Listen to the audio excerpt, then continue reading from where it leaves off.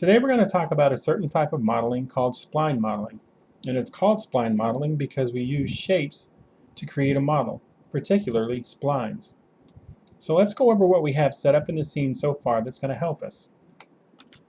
What I have are two planes with two textures on them. One for the front of the face and one for the side of the face. I'm using these so that I can take a 2D shape, which will be my splines, and then create a 3D shape out of it by utilizing both sides of these planes. I also have two textures that can be seen here. We can see that I have them named, each one, because we always want to have everything in our scene named. Let me go ahead and do that in this one, just to make sure that we're not confused about what's in our scene. So let's go ahead and start. I'm going to start in the front view. Let's talk about one more thing.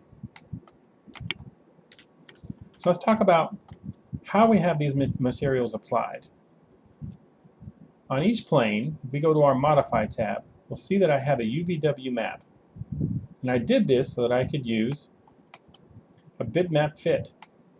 What the Bitmap Fit does is it allows me to accurately represent the texture without any squashing or stretching or anything like that.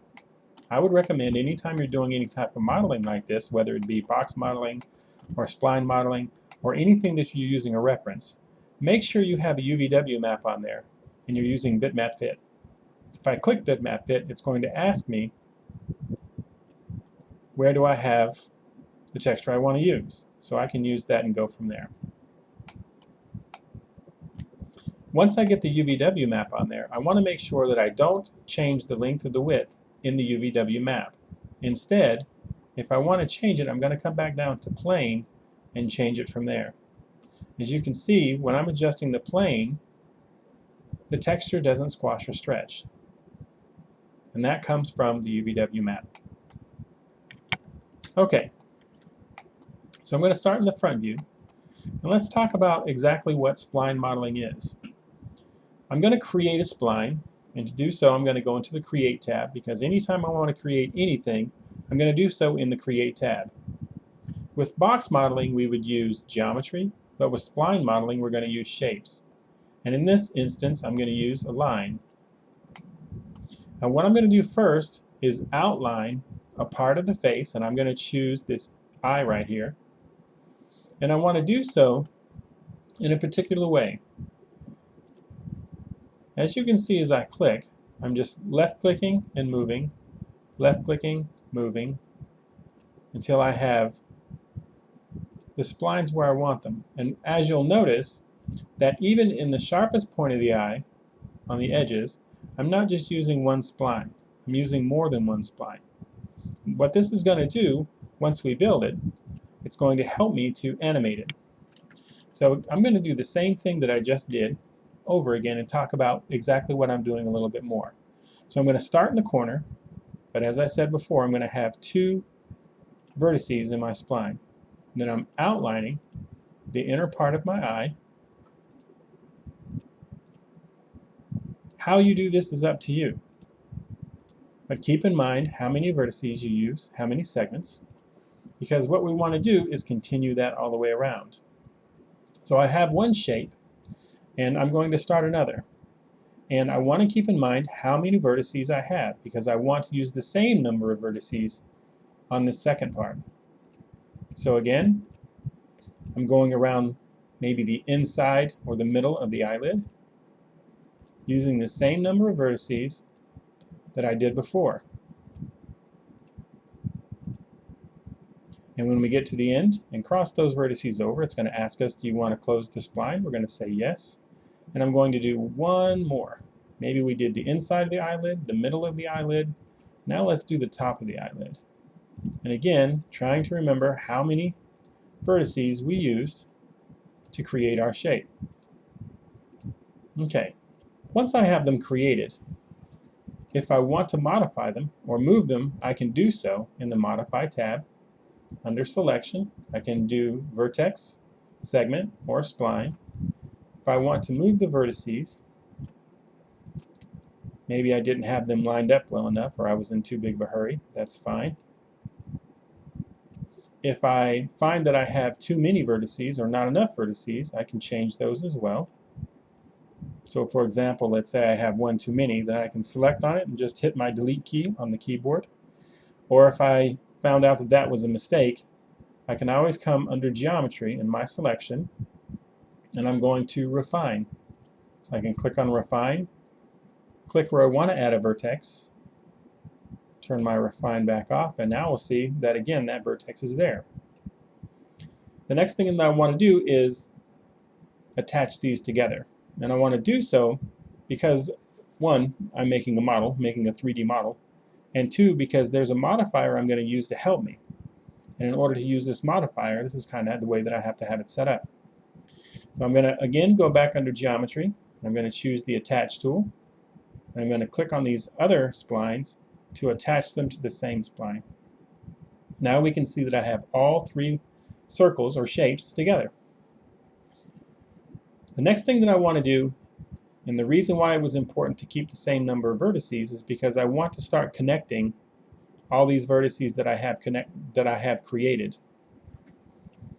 Before I do that, I'm going to move my vertices a little bit so that I get them in line a little bit better.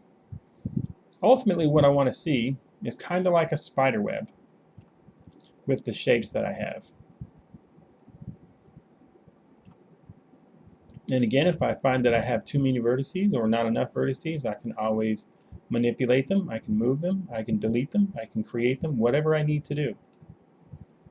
So for an example, here I have too many vertices, so I'm just going to click that and hit the delete key on my keyboard to delete it.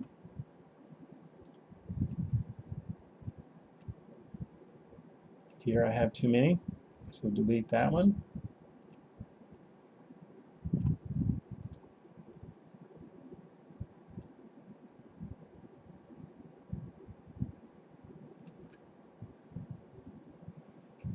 Okay, so now what I want to do is to have vertices, or rather shapes, connecting all of these lines here. So to do that, I'm going to go back under Geometry, go to Create Line, and I want to try to connect each one of these together. So I'm going to left click to create a vertex, right click when I want to create a new line. I'm going to go all the way around. This is going to help me further refine my shape. And we can see that I'm starting to get the spider web look. See that I've got a vertex kind of hanging out there doing nothing. I can fix that in just a minute. Now it's okay if these aren't perfectly aligned, you can always move them. So let's do some of that to make this look a little bit better. More of what we were talking about with that spider web look. But I want to keep in mind the landmarks on my face. So I have this nice line, this nice highlight in my eyelid here to show that it's kind of bulging outward. And now I have this line here for the inside of my eye. I want to use these landmarks to help me determine where my vertices should be. For the next thing that we're going to talk about, it's really important to make sure that these vertices line up with the ones that we have them intended to be lined up with. So we can zoom in, we can move these vertices, and get them pretty close. Now some of these I'm going to leave pretty far away so that the next thing that we do, you'll be able to see the contrast or the difference between having some that are close and some that are not. So let's just say, for the time being, that we've got everything how we want it to. It's looking nice. And we're going to go to the next step. So we have these splines on this 2D shape, but if we go to the side view, we have the front view here. If we go to the side view, we see that those splines are completely 2D.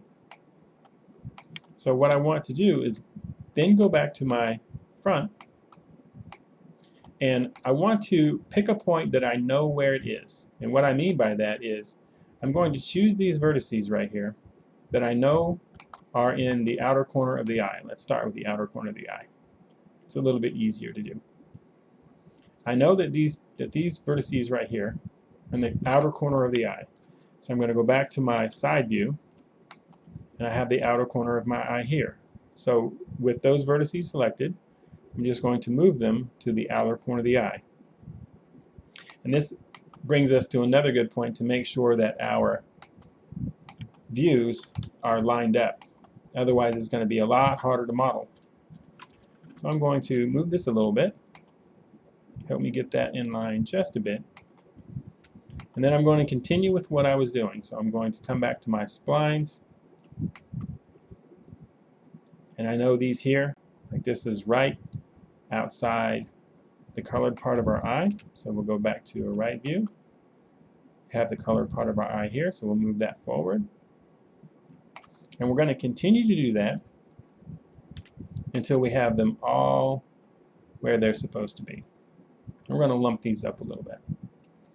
So again, we know this is at the front of the eye.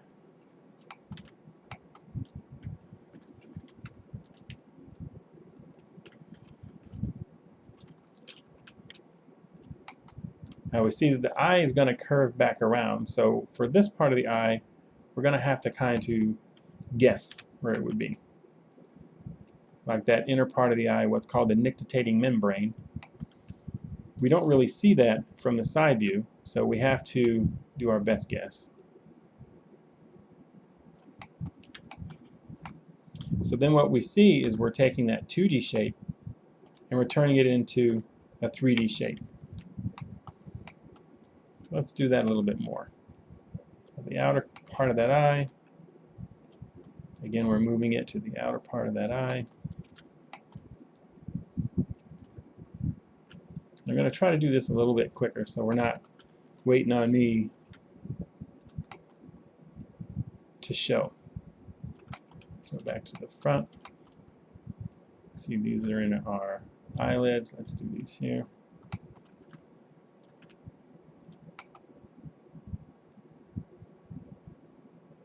Right in the middle part of that eyelid.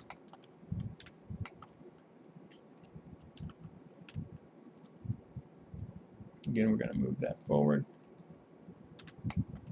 And on this part, like we were doing before, we have to kind of guess where it would be, since we can't see the other side of that eye over here. I'm going to say it starts coming back around. Now, if you're watching and you're telling yourself that you really don't like the way that I'm moving angles and whatnot, all of that's okay. If you have a way that you like to do it, then please, you are welcome to use the tools and whatnot however you feel comfortable doing. You don't have to do it the way that I do. If you know a way that you feel comfortable, then please do it the way that you're comfortable doing it.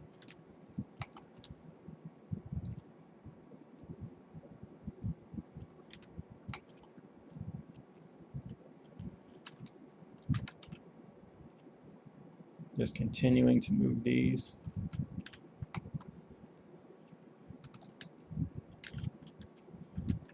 To get them in shape. In with our shape.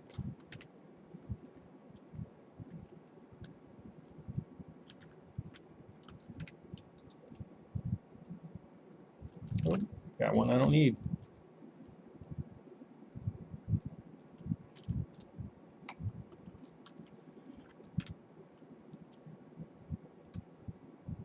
Now, one thing that I can always do once I have them in shape, or once I have them kind of in shape, I can always come in and kind of see that 3D shape that I have. And if I need to move an object, I certainly can do that. That eyelid is a little bulbous. It's a little rounded. So let's take advantage of that.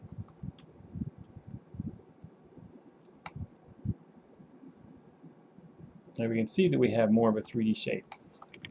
Now the next thing I'm going to show is how we can turn these splines into polygons, into planes. And we do that with a really simple modifier. So I'm going to make sure my line is turned off. I'm going to come to my modify list, and I'm going to come down and find surface. Now surface, what it's supposed to do is just like the modifier suggests. We're creating surfaces. But what we see here is we see some of our surfaces didn't come through. Like we have this right here that didn't really come through. So if I were to, for example, move this in and maybe this up a little bit and come back to our surface, we can see that now we have all of this that doesn't work. And that's because of what we were talking about before, where we need those vertices to be pretty close together in order for that to work. Surface doesn't have any idea what you're trying to do if those vertices aren't close together. So let's do that. Let's get these vertices close together. And this area here brings us to another subject that we can talk about quads and tris. And this is more than a quad, so we're not going to go into octagons and whatnot. But when we're modeling, we want to try to keep things in quads.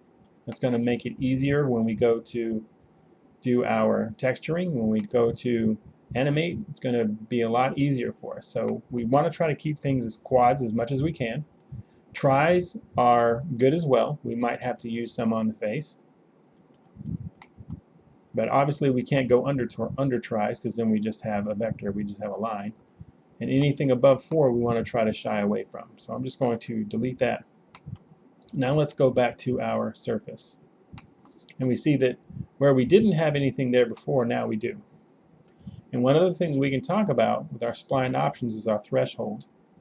The higher that threshold is, meaning the further it's going to allow vertices that are further away, we kind of see how we have a blob.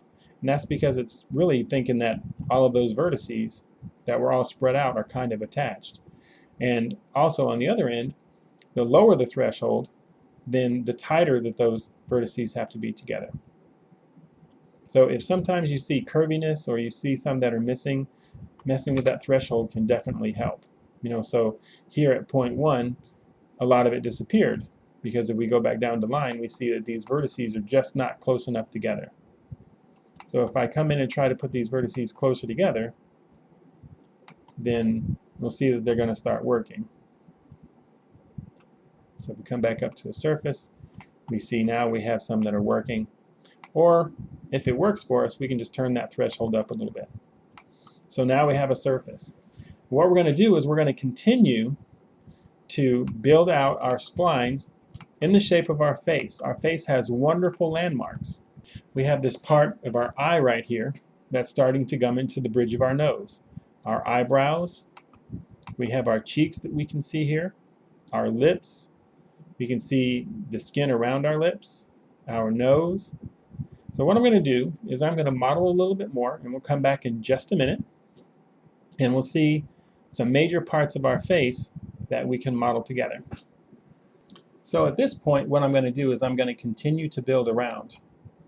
Now the awesome thing about the surface modifier is that I can go back down lower in my modified list, back down to line, and it will show me what I have. Other modifiers, if you go between up and down our modify list, sometimes things will get messed up, and that's really evident if you've ever messed up an unwrapped UVW. When you come back down to Editable Poly and then go back up, we can see that it has some issues there. But here with the surface modifier, it doesn't. So here in line, I'm going to come back and create more lines. So I'm going to come in, and I'm just going to do this really quick, just to show kind of the method that we're going to use. So we've closed our spline again. I'm going to continue to create lines because I want to connect those objects.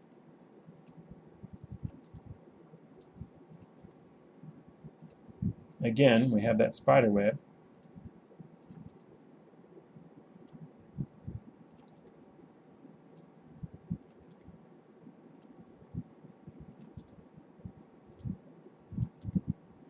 And when I get done, I'm going to go back up in the surface and let's see what it looks like. So I've got them and they're pretty close. Let's go back up to surface. I'm going to turn my create line off, go up to surface. And we can see that again, they're pretty close.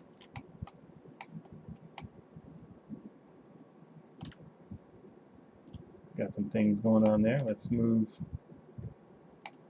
Oh, so our issue here is we can see that this line is curved. One thing that I would suggest and be really careful of is make sure that your splines are corner. So what I did is I selected all of them. I'm going to right click and I want to make sure that I'm corner right here in our quad menu. What happened before is I clicked and held when I created a line. I'll show you. If you click and hold, you can kind of make a curve. And that's what I did. So that's not good. So instead we'll select all those, and if I create a corner, we want them to be nice corners. So here, again with that surface, you can see that we still have those 2D planes. I want to, again, move those vertices so that they correspond with my face. So here this is just under the eyebrow. So again, let's go back to a right view. Just under the eyebrow. I can continue to do all that all the way around. When I go back to the surface, it will show you what that surface looks like. So what I'm going to do is model some more, and then we'll come right back. I'm also going to change this to a gray texture so we're not looking at green the whole time. Okay. Now we're back and we can see that I've done a little bit more modeling and cleaned up some things so it wasn't quite as dirty as it was before. And I have more of the eyelid done, more of the eye coming into that bridge of the nose. I've also modeled the little nub of the nose, just the closest to the end of the nose, and I've started modeling some of the lips. Again, following the curvature of the face. So what I'm going to do is I'm going to model a little bit more, and we'll come back and we'll see how we're going to try to connect this part of the face together. So here we can see where I've modeled some more of the face and started connecting them together. And remember how we've talked about we might have some tries? We have a little bit here, and that's okay. So all we've done is we've continued to build that out. After quite a bit of time, what we can see is I've used all the sides of my face and whatnot using splines to model my face.